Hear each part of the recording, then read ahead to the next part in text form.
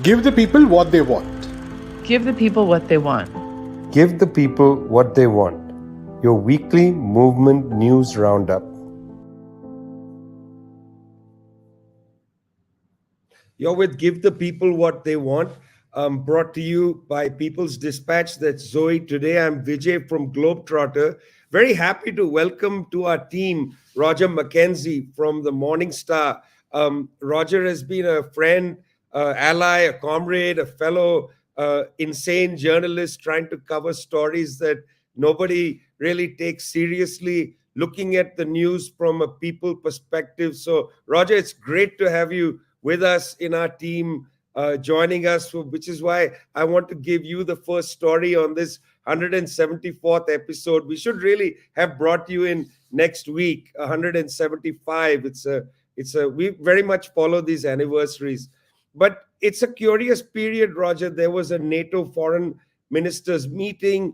There was a discussion about having, this meeting in Switzerland about a peace proposal.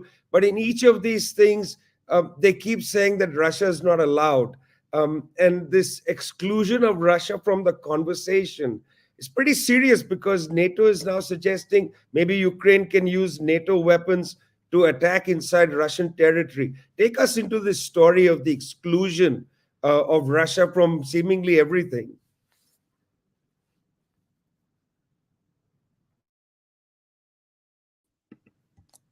Got on. Hi. Well, firstly, really pleased to join the team. This is great, real honor. What we're seeing at the minute is there's clearly lots of anniversaries taking place. One of the anniversaries that's taking place is around D-Day. Really important, literally hundreds of thousands of working class people involved in a struggle to liberate Europe. But of course, what's been forgotten, conveniently, actually more than forgotten, it's not been forgotten, it's been written out of history, is the role that the Russians played in the Second World War. And in particular, it has to be said, that real turning point that's been conveniently kind of left out of the equation. And that's what happened in Stalingrad, which has always been, and most historians would say, this is a real turning point in history. But what we saw this week was the Russians being told, you cannot turn up to this commemoration of D-Day. And this is part of a pattern that we've seen of the Russians, or the contribution, the sacrifices that's been made by the Red Army, by the Soviet people, being removed, being erased from history. And this isn't just about what's happened this week. This is something that we're seeing across Europe, generally, where statues are being taken down, pictures are being removed. So this isn't a new thing. But for me, one of the real telling things about this week was that Rishi Sunak, the British Prime Minister, turned up for the commemoration and left early from the commemoration, and was forced to issue an apology, saying that, it was a mistake and I shouldn't have left early. What he didn't apologize for is completely ignoring the contribution that had been made by 25 million people. Repeat, 25 million people who died so that the Nazis could be defeated. But it's okay to invite Ukraine, who are quite happy to run around with Nazis. That's okay. But the contribution of 25 million is completely written out of history. I'll say one other thing, if I may, about all of this, is that this isn't a new debate for many people in Britain. So the Black community in Britain has had this for years about the way that the British have written out the contribution of people from the Caribbean, from Africa, from India, from the Gurkhas in the Second World War, and we're seeing the same sort of thing again. But now, of course, this is part of this major attempt to demonize Russia and to prepare the ground for really dangerous situation that we're in, where this could really break out into a third world war pretty easily.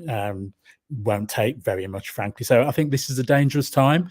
And I think part of what us journalists are kind of having to do at the moment, certainly those of us who want to make sure that people have access to the truth, is to make sure that this is exposed for what it is, and that we write about what the real story of the Second World War is, so that those people who made their sacrifices are not forgotten. I'm glad you talked about the troops from the colonial territories. I mean, my grandfather, for instance, fought up the length of Italy. And the only, memory of that is in Michael Ondaatje's movie and then film, where the Indian soldier doesn't speak through the entire film.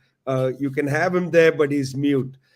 Speaking of India, of course, India had an enormous election, 968 million people eligible to vote. In the end, 642 million did vote. Half of them women. This is the largest women's turnout in an election in world history. 340 odd million women turned out. It was expected through the exit polls that Mr. Modi's National Democratic Alliance and his own party, the Bharatiya Janata Party, would prevail with a large majority. That was the expectation. People even said maybe 400 seats out of 543. In the end, the BJP by itself, Mr. Modi's party, couldn't get a majority. It got only 240 seats, 32 seats short of a majority. Mr. Modi himself, who had a margin of victory in 2019 of 450,000 votes, his margin was cut to 150,000 votes. This is a real snub to Mr. Modi. Mr. Modi put a lot on the agenda about the kind of religious project of his political formation, building a temple to Ram in Ayodhya. Well, they had this big ceremony to start the construction of the Ram temple. The constituency of the Ram temple, it's called Faizabad. Mr. Modi's party lost that seat to the Samajwadi candidate, the Socialist Party candidate, lost that very seat. In the end, it appeared that the Modi government would not be able to have a third consecutive term, because his coalition partners put on the table things like, well, we'll come into coalition with the BJP, but Mr. Modi has to go. I mean, they have a way of massaging these things. Money must have been exchanged, deals made about laws to come and so on. In the end, Modi will be the prime minister for a third consecutive term in the 18th Indian Parliament, the Lok Sabha, but with a much more dampened majority. He'll have to deal with the opposition India Alliance, which has 220 seats in the parliament. It's enormous gain, particularly by the Congress party and the Samajwadi party, digging into Mr. Modi's heartland of North India. But it's got to be said that a lot of this is anti-incumbency, because where Modi lost, the BJP had been in power. Where Modi gained, other regional parties were in power, such as in Odisha. There was an anti-incumbency wave. And can you blame Indians for an anti-incumbency wave? Youth unemployment is at 45%. I mean, how can there be no anti-incumbency wave? In all of this, I think I want to say just a few words about the role of the left. The left had a very hard time in this election. I mean, it's stunning how much money, billions of dollars spent on this election campaign. It sounds much better in Indian money, because in India, we talk about lakhs, hundreds of thousands, crores, and so on. There are hundreds of lakh crores spent on this election. It's the most expensive election in world history that, we've been able to at least have in record. Nonetheless, the left did do somewhat well. A number of left leaders who were leaders in the farmers' movement will be in parliament. In particular, Amra Ram from Sikar in Rajasthan. He was one of the key leaders of the farmers' movement. He won with a large majority in Sikar, which was one of the epicenters of the farmers' movement in northern India. It's a big gain for the left to have Amra Ram in parliament and so on. So, Indian election, world's largest in history, A lot of money spent there. Bottom line, Modi weakened. Bottom line, some elements of the left in parliament, we shall see. But for now, this is quite a interesting development where the ruling party wins but treats it as a defeat, and the opposition, which didn't win, treats it as a victory. So very interesting interpretation of the results. India had a big election, but India's twin in the Americas had a big election, and India's twin, of course, is Mexico. Zoe, what happened in that election where you had already predicted last year who was going to be the next winner? Well, Claudia Sheinbaum did win overwhelmingly these elections that took place on June 2nd. Really interesting, about, I think, over 60% of the electorate participated in these elections, which is significant because if we look at the voter turnouts in many other countries in this period, in countries where it is mandatory to vote, even those numbers are slipping. But what we're seeing in Mexico is kind of an increased tendency towards more citizen participation in democratic processes. And in these elections, again, Claudia Sheinbaum won with about 58 to 60% of the vote. This was, again, predicted. This was what all major polls had been saying. It's interesting, as it's sort of the story with all of these progressive victories where the left or progressive candidate wins, and the right wing attempts to create this fraud narrative. And it was quite interesting because Morena, after an hour and a half after the polls had closed, due to the overwhelming tendencies that were shown in the exit polls, they actually claimed victory. They announced that because of all of the polls that had been coming in, it was clear that Claudia Sheinbaum was the winner. At the same time, we saw PAN, which is, of course, the right-wing party, which is part of the right-wing coalition of Xochitl Gálvez. I think they even still have this post up on Twitter. They said Xochitl Gálvez has won the elections. An hour later, the Electoral Commission announces that, in fact, what the exit polls had been saying is true, and that Claudia Sheinbaum is the winner. They have the rapid count. Claudia Sheinbaum addresses the public, says that I have won, and the opposition, the other candidates, they've called to congratulate me. Okay, so it seems like everyone's sort of accepting fate, accepting this landslide victory for Morena, this Morena-led coalition. Let's make history together again. And then the next day, as expected, we see that the right wing is actually trying to challenge the results and say that fraud took place and there has to be a recount. There has been recounts that have been taking place, but it's just so overwhelmingly clear that Morena has won the mandate. As we said on the show last week, Andrés Manuel, just last week, according to a Gallup poll, had an 80% approval rating. Of course, this is the administration of Morena. Claudia Sheinbaum being the Morena candidate, it's no surprise that if 80% of the people are approving how he's ruling, that would also translate to an electoral victory. But importantly, also in the Senate and the Chamber of Deputies, Morena also has maintained the simple majority.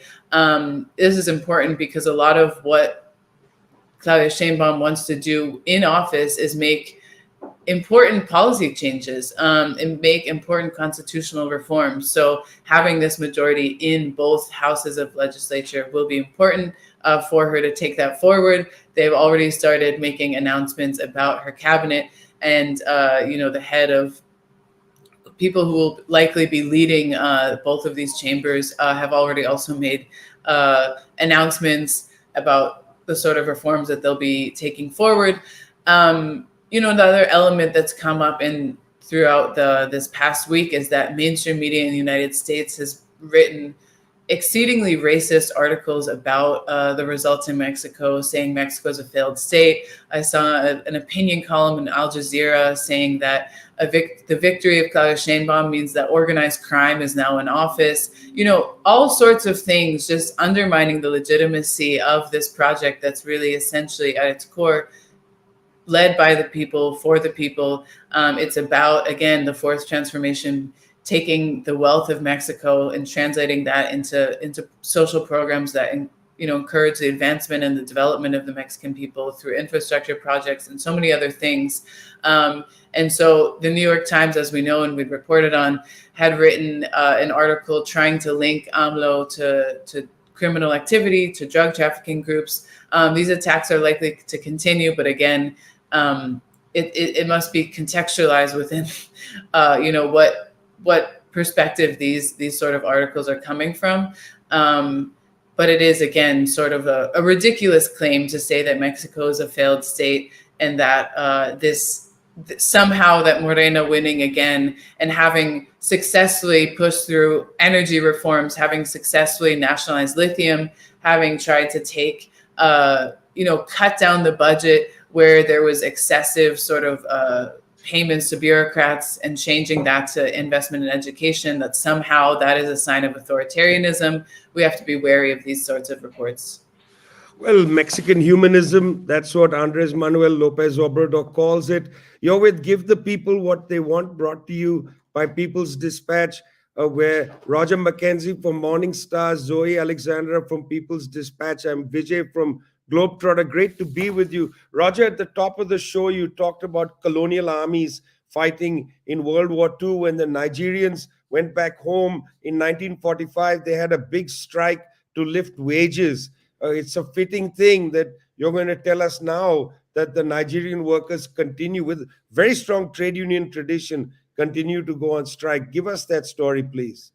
Well, it's really good to see, actually, that the Nigerian Labour Congress and the Nigerian TUC organised what they called at the beginning of the week an indefinite general strike. Now, I mean, there are a number of issues around this about how they got to the point of the strike. So they'd been in negotiations with the government over raising the national minimum wage. But they decided at the end of last week enough was enough. The discussion wasn't moving on, and they called this indefinite general strike. Now, technically, as the government pointed out to them quite fiercely on Monday, that this was against the law because they didn't give enough notice for the strike to take place. But what was great was that the workers decided anyway, and what they did was they closed down large parts of the Nigerian economy. Before I get on to what happened with the strike, it's really worth some more context to this. And if you think of the last figures that I saw looked at levels of inflation in Nigeria being at kind of about 32, 33%. I mean, huge figures. The 33% figure is something like the 28-year high for inflation. People simply can't afford to live. So, you've got a large informal economy as well within Nigeria. So, essentially for people that are listening that don't know what that is, that's essentially just people getting a living in any way they can, hawking on the streets, doing repairs for people in whatever way they can, but just getting money so they can survive. But they have no real kind of security about their income. So people have had enough, really. And when Tinubu came to power last May, actually, I don't think too many people thought there was going to be too much of a difference, really. And things were pretty bad when he came, and there was a lot of dispute over the election as well. Tinubu then promised a whole load of changes in the economy and, of course, didn't deliver those changes. So people decided we really need to do something about this now. So the government in the negotiations that took place said that they would double the level of the national minimum wage.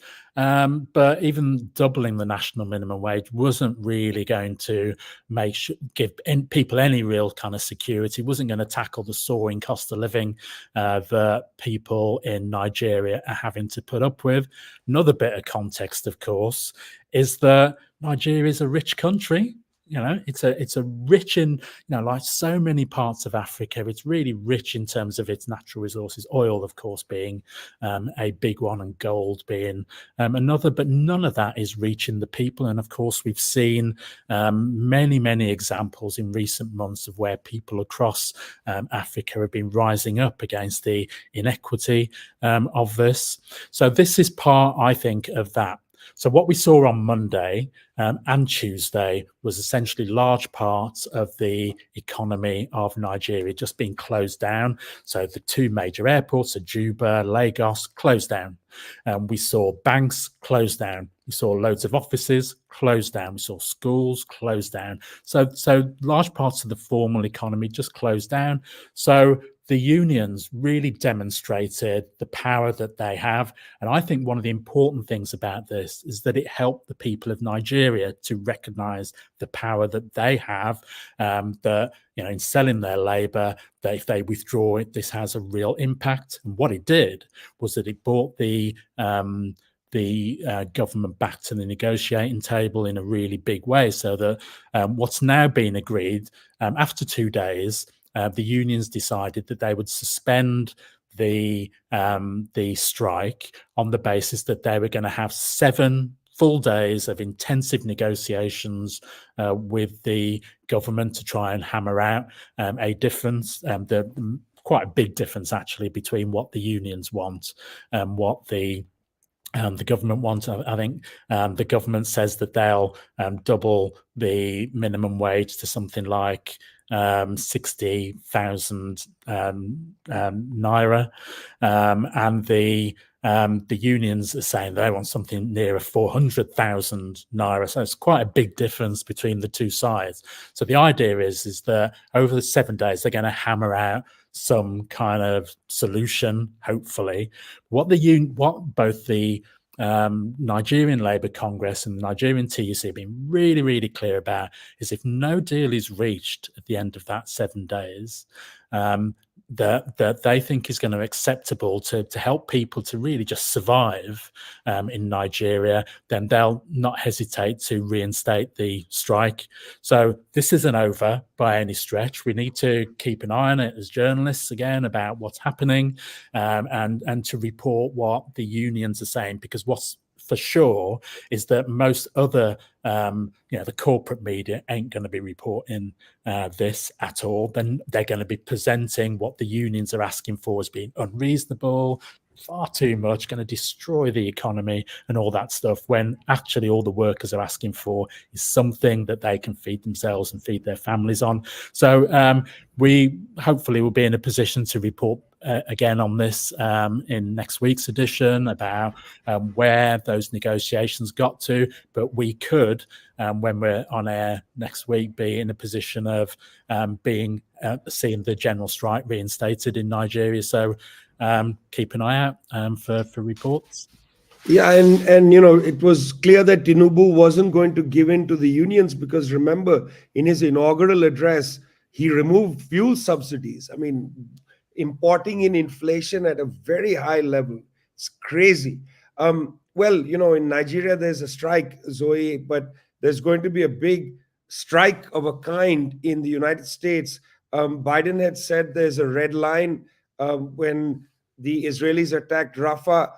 Apparently no red line. So what's happening in Washington, D.C. around Biden's lack of or imaginary red line?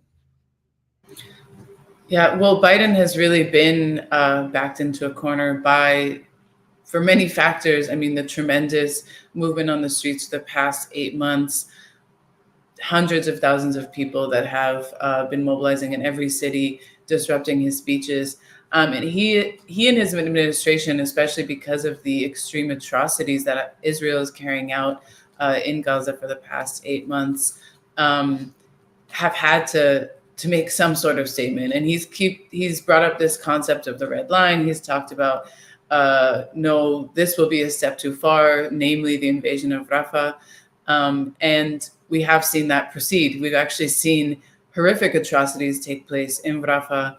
And in other parts of Gaza. Israel has gone back to places that they previously brutalized, to once again bomb more schools, to once again bomb more refugee camps. And so 2 weeks ago, we saw a horrific massacre take place in one of the camps of displaced people, killing around 40.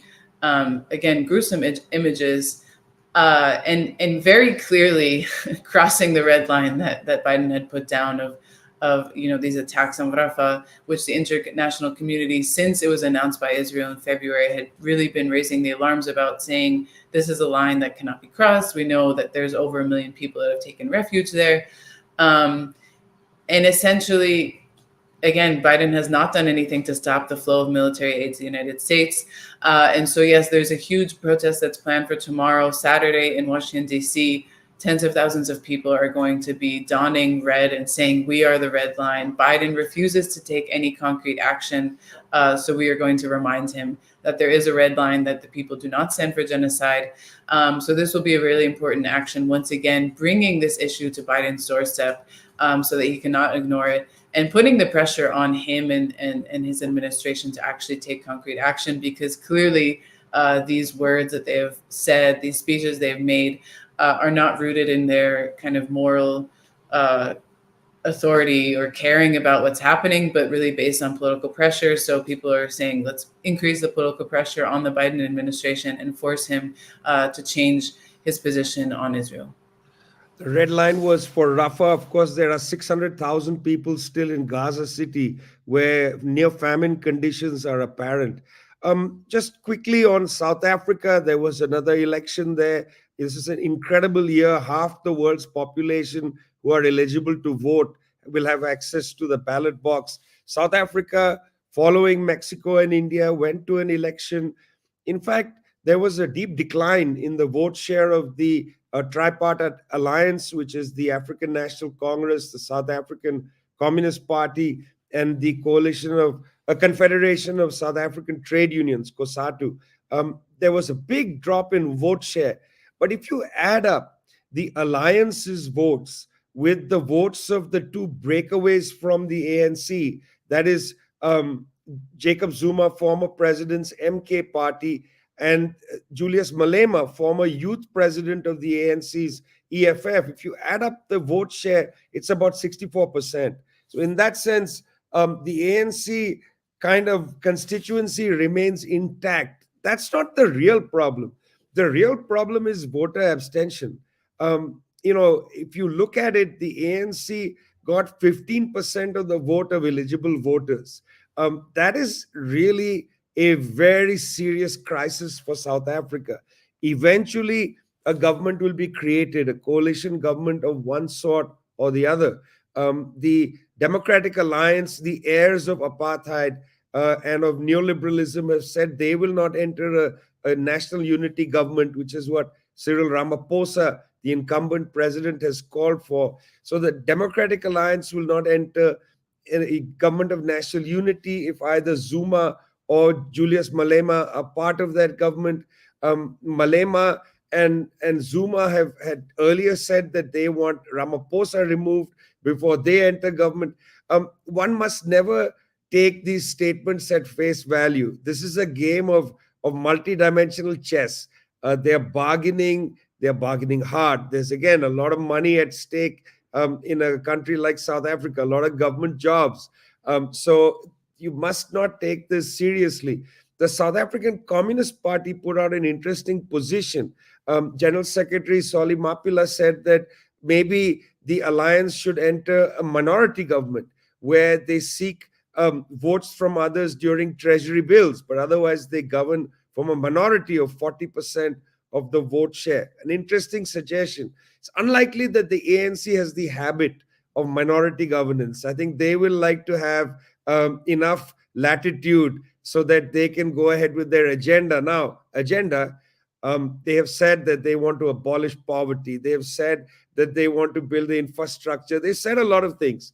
But in the last 30 years since the end of apartheid, this particular formation has not been able to produce some of these things which are the same statements they had made 30 years ago. Will this be a wake-up call for the tripartite alliance? Will the ANC realize you can't govern from the right, you have to govern from the left? This is to be seen. And by the time we come back next week, there should be a coalition in place in South Africa, but who knows? You've been with Give the People What They Want, brought to you by People's Dispatch. That's Zoe. Great to have Roger Mckenzie of Morning Star. We're available on YouTube and as a podcast. We'll see you next week. Keep an eye on things and follow us.